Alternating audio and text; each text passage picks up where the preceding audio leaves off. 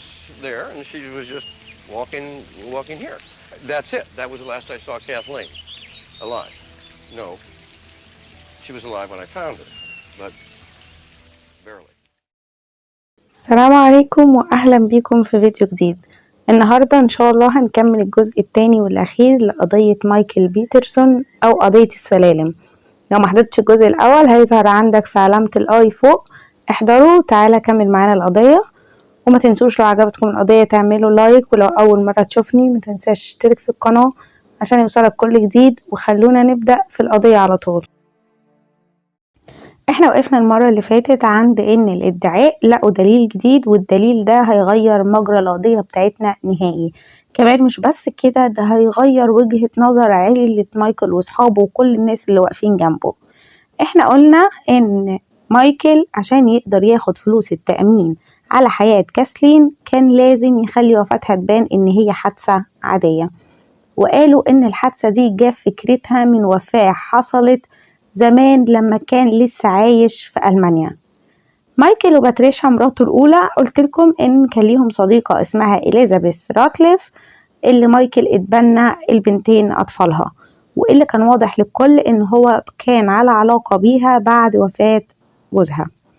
إليزابيث بقى كان عندها أخت اسمها مارجريت، ومارجريت دي أول ما سمعت عن ظروف وفاة كاسلين زوجة مايكل بالطريقة دي على طول اتصلت بالشرطة. اتضح ان في تشابه كبير بين طريقة موت إليزابيث وكاسلين. خليني اقول لكم إليزابيث ماتت ازاي.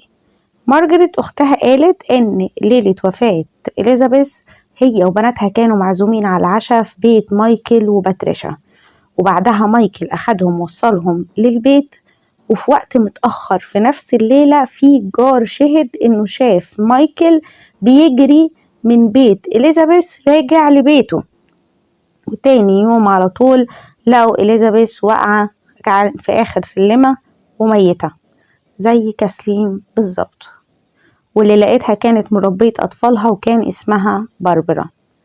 وبرضو إليزابيث كان عندها جروح في خلف راسها زي كاسلين بالظبط.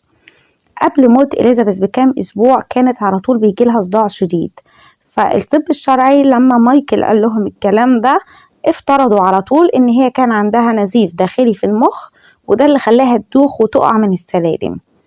وتم التحقيق وقتها في الحادثة دي، بس محدش اتوقع ابدا ان هي ممكن تكون جريمة قتل. الكل اعتبرها على طول ان هي مجرد حادثة عادية، واتقفل التحقيق على كده وقتها. الغريب ان البوليس ما كتبش في تقريره وقتها ان كان في كمية دم كتيرة جدا في الوقت ده، كان الدم مغرق الدنيا. بس جابوا باربرا اللي هي المربية شهدت ان هي في الوقت ده هي طويلة اصلا جدا، قالت ان كان في دم في كل مكان، وان هي كانت لما بتقف وبترفع ايديها ما كانتش برضو بتجيب اخر الدم، ودي شافتها حاجة غريبة جدا. كمان الست اللي جت تنظفت مسرح الجريمة قالت انه اخد منها اسابيع عشان تقدر تشيل كمية الدم اللي كانت موجودة في المكان. مارجريت نفسها شهدت، قالت ان مايكل كان رايح جاي بيتكلم مع الشرطة ويقنعهم ان اصلا إليزابيث مريضة. والغريب كمان ان كاسلين وإليزابيث هما كمان تحس ان شكلهم قريب جدا من بعض، زي ما يكون يعني هو عنده طيب بيختار ضحايا على اساسه. طبعا الناس في المحكمة لما سمعوا الكلام ده اتصدموا، ناس كتير بدأت تغير رأيها، ناس كتير كانت مصدقة ان هو بريء، اصحابه واهله كلهم بدأوا يغيروا وجهة نظرهم. اصلا كيتلين بنت كاسلين كانت واقفة معاه وفي صفه لحد ما ظهر تقرير الطب الشرعي الاولاني بتاع امها من وقتها، وهي بقت متأكدة ان مستحيل تكون الجروح اللي في راسها دي حصلت لأمها من حادثة، واضح جدا ان حد ضربها بحاجة. الكل هنا بدأ يقول ان مستحيل يكون شخص مرتبط بوفتين زي بعض بالصدفة دي. كمان لو اللي حصل لإليزابيث زمان ما كانتش جريمة وكانت مجرد حادثة، ليه عمره ما حكى للبنات نفسهم ان امهم اتوفت بالطريقة دي؟ ليه عمره ما اتكلم قدام اي حد؟ ليه عمره ما قال حتى لكاسلين مراته ولا بنات ولا الأطفال الصبيان وولاده؟ عمره ما جاب سيرة إن كان في حد في حياته قبل كده اتوفى بالطريقة دي. المحققين قرروا هنا ان هم يخرجوا جسم إليزابيث ويفحصوه من اول وجديد، وخرجوه فعلا. وهنا ديبورا اللي هي المحققة اللي بتفحص كل حاجة من ساعة ما بدأنا القضية، قرروا ان هي اللي هتفحص. بس الدفاع هنا اعترضوا وقالوا ان هم عايزين واحدة غيرها، وطلبهم هنا اترفض. وهنا هي اللي كملت برضو التحليل وقالت ان التشابه كبير جدا، وان دي برضو جريمة قتل مش حادثة. طبعا مايكل عمره ما تم اتهامه ابدا في قضية إليزابيث، بس هم استخدموا الموضوع ده في المحكمة عشان يبينوا للكل ان مايكل عنده تاريخ، ان هو ممكن يكون شاف نفسه عدى في المرة الاولى ومحدش اكتشفه فجرب تاني، وده احتمال كبير جدا. الادعاء طبعا كان عندهم وقتها نظريات كتير عن اللي ممكن يكون حصل، بس كان ناقصهم حاجة مهمة جدا وهي سلاح الجريمة. هم كانوا شاكين ان عصاية المدفأة هي سلاح الجريمة زي ما قلنا، بس في خلال المحاكمة الدفاع لقى عصاية المدفأة دي وجابها للمحكمة. كانت موجودة في جراج البيت، وبدل ما يكون عليها دم لقوا عليها خيوط عنكبوت، وواضح جدا ان ما تمش استخدامها من سنين، وبكده طلعت بره الأدلة. ابن مايكل لقى العصاية دي في الجراج، مع ان الشرطة فتشت الجراج اكتر من مرة ومحدش ابدا شافها، ودي كانت حاجة غريبة. كمان المحكمة شالتها من الأدلة، بس الشرطة عمرها ما خدت العصاية دي وحللتها، وده يخليك لحد يومنا ده مش عارف إذا كانت فعلا دي كانت سلاح الجريمة ولا ما كانش سلاح الجريمة. دي طبعا كانت صدمة كبيرة للإدعاء ووقعة كبيرة ليهم، لأن هما كانوا بانيين معظم القضية ضد مايكل إن هو استخدم العصاية دي وضربها بيها. دلوقتي تقريبا قضيتهم بدأت تنهار وشكلهم بدأ يبقى وحش قدام المحلفين. وقبل ما المحلفين ياخدوا قرارهم قرروا ان هم يروحوا مع مايكل للبيت عشان يشوفوا المكان على طبيعته، ويشوفوا الفرق بين مكان حمام السباحة وبين مكان السلم، يجربوا هل كان ممكن يقدر يسمع صوتها لو هي صرخت من جوه ولا صعب. وفعلا راحوا جربوا ولقوا انه صعب جدا، شبه مستحيل ان هي لو كانت بتصرخ من جوه بتنادي عليه ان هو يسمع صوتها وهو بره. المحاكمة دي طولت جدا، قعدت 3 شهور، وقبلها سنين بيجمعوا في الأدلة، ودي كانت أطول محاكمة في تاريخ شمال كارولاينا. في النهاية المحلفين أخدوا قرار يوم 10/10 سنة 2003 بأن مايكل بيترسون مذنب، واتحكم عليه بالسجن مدى الحياة بدون قابلية إطلاق السراح المشروط. القاضي هنا قال ان هو مفيش قابلية لإطلاق السراح، لان دي جريمة مع سبق الإصرار والترصد، وان دي جريمة مش محتاجة ان انت تاخد منك اسبوع او اسبوعين عشان تخطط لها، لا الجريمة دي ممكن في ثانية تعملها مع سبق الإصرار والترصد. فهو كده حكم ان هو مستحيل يخرج من السجن. مايكل طبعا كان مصدوم جدا، كل بناته كانوا مصدومين وكانوا منهارين لان هم فضلوا جنبه طول الوقت، حتى لما ظهر شك في المحكمة انه ممكن يكون هو اللي قتل امهم. وهنا القاضي سأله لو حابب يقول لهم حاجة، وهو لف وقال لهم انا بحبكم وهكون كويس وما تقلقوش عليا. طبعا مايكل خسر ناس كتير جدا طول المحاكمة، ناس كانوا متأكدين ان هو اللي عمل كده، وناس ما كانوش يعني كانوا شايفين ان هو بريء جدا واقفين في صفه اصحابه وناس كتير. كل دول غيروا رأيهم لما دخلوا في وسط المحاكمة الحقيقية وسمعوا الأدلة الحقيقية. بس لحد يومنا ده في ناس كتير جدا واقفة في صفه. بس طبعا كيتلين واخت كاسلين الاتنين قطعوا علاقتهم بيه نهائيا. مايكل بعد ما اتسجن على طول بدأ على طول ان هو يحاول يستأنف الحكم. في سنة 2006 قال ان محاكمته ما كانتش عادلة، وان كان في غلط في الحكم وغلط في القاضي، واستأنف والاستئناف اترفض. وفي سنة 2007 قدم استئنافه برضو بنفس الحجج وبرضو اترفض. في سنة 2008 عين محامي جديد عشان يحاول برضو يستأنف، خصوصا بسبب دوين ديفر. دوين ديفر ده كان المحلل الجنائي اللي هو كان بتاع تناثر الدم اللي جه وشهد مع الادعاء. برضو في سنة 2008 طلبه اترفض، بس بعد كده في سنة 2009 محاميه الأولاني رجع تاني وكان واثق جدا في براءته وحاول يجيب له محاكمة جديدة. وده لأن المحاكمة كلها الناس كلها الصحافة كله بدأ يتكلم عن دوين ديفر، بدأوا يقولوا ان هو بيدي شهادات زور عشان يساند الادعاء. واتفتح تحقيق رسمي ضد دوين، وفي سنة 2010 لقوا ان دوين زور في قضايا كتير جدا، ساعد الادعاء في اكتر من 34 قضية عشان يدينوا اشخاص، وساعتها اتطرد سنة 2011. وهنا ديفيد رودولف اللي هو محامي مايكل الأول قدر يجيب له محاكمة جديدة، وقرروا كمان إن هو يطلقوا سراح مايكل ويقعد في بيته بالإقامة الجبرية يوم 16/12 سنة 2011 بكفالة $300,000. المحاكمة الجديدة كان المفروض تكون في شهر 5 سنة 2017، بس ده عمره ما حصل، لأن مايكل قبل صفقة، وهو إن هو قبل بحاجة اسمها ألفورد بلي.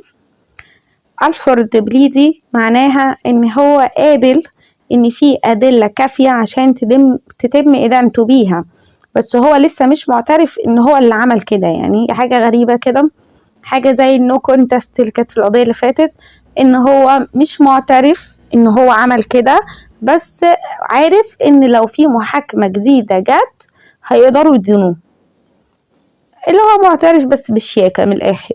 وفي نفس الوقت عارف إن دي حاجة بتتسجل في سجله الإجرامي. وفي شهر 2 سنة 2017 مايكل قبل بالصفقة دي واتحكم عليه 86 شهر في السجن، وهو أصلا كان قاعد 89 شهر. فهنا مايكل خرج في نفس اليوم، وقال إن هما سألوه، لأن هو كان دايما بيقول إن هو مستحيل أبدا لازم يدخل في محاكمة عادلة ويثبت براءته، مستحيل يقبل بحاجة زي كده. سألوه ليه قبلت، وقال إن هو ما كانش هيسيب حياته تاني في إيديهم بعد اللي حصل فيه المرة اللي فاتت، بس هو بريء وعمره ما هيتنازل عن براءته أو هيتراجع عن الكلام ده. أخت كاسلين واجهته في المحكمة وقالت له البريء ما بياخدش صفقة زي دي، انت وعدت ان انت هتدخل في محاكمة وتثبت براءتك، انما البريء ما بيقبلش بحاجة زي كده، وسابته ومشت. طبعا لحد يومنا ده مايكل حر طليق. خلونا بقى نتكلم عن اللي عمله مع نتفليكس. مخرج الفيلم الوثائقي ده واخد جايزة اوسكار. المخرج ده اسمه جين اكزافير، وبدأ يصور الفيلم ده بعد اسابيع من وفاة كاسلين. فطبعا قضى وقت طويل جدا على مدار السنين دي مع مايكل، وده يخليك تفهم ليه الدوكيومنتري كان 12 جزء تقريبا، يعني كتير جدا. المخرج كان قايل ان الفيلم ده هيكون محايد، مش هياخد طرف حد، بس طبعا ده ما حصلش. الفيلم كله تقريبا كان في صف مايكل، اتحذف منه اجزاء مهمة كتير تخص القضية.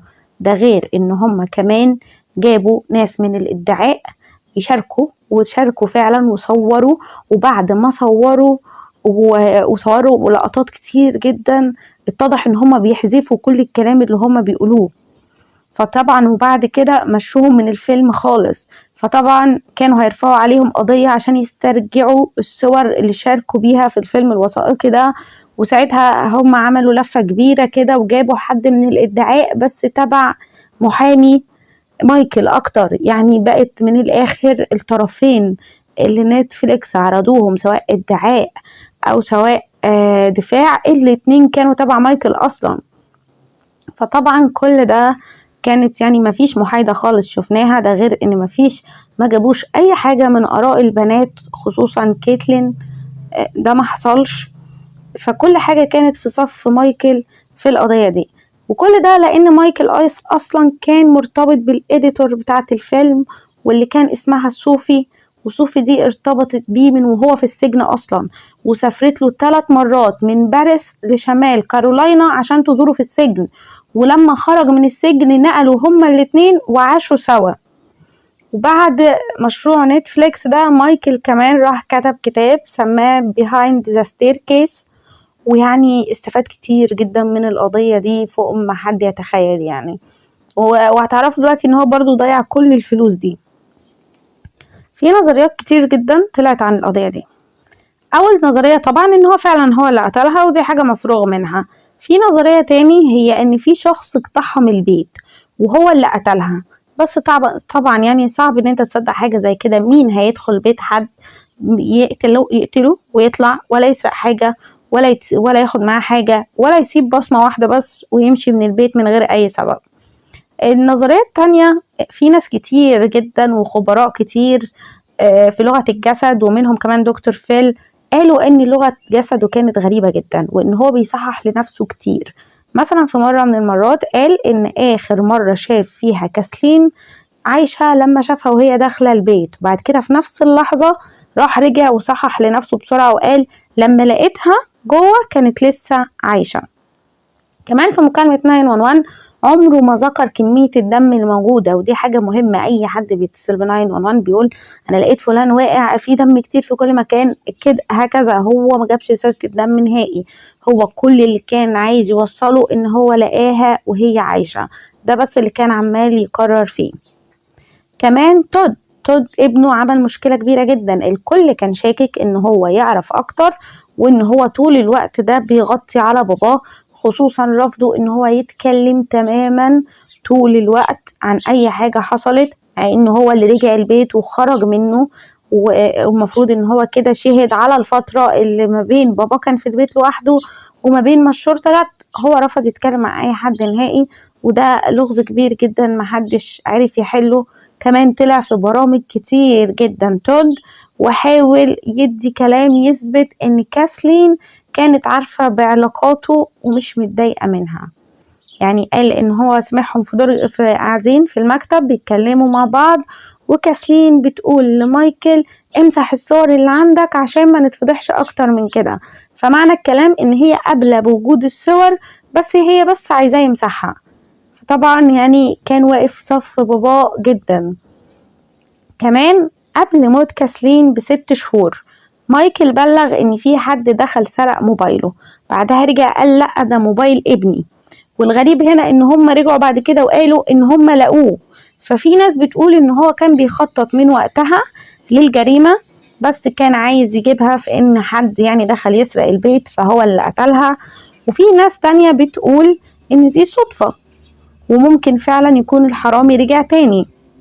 ده غير ان هو بيقول ان في الفترة دي في اكتر من 15 بيت حواليهم في ناس حاولت تسرقهم بس ما قدروش يسرقوهم، وطبعا ما كانش فيه اي شكاوى للشرطة بالكلام ده اصلا.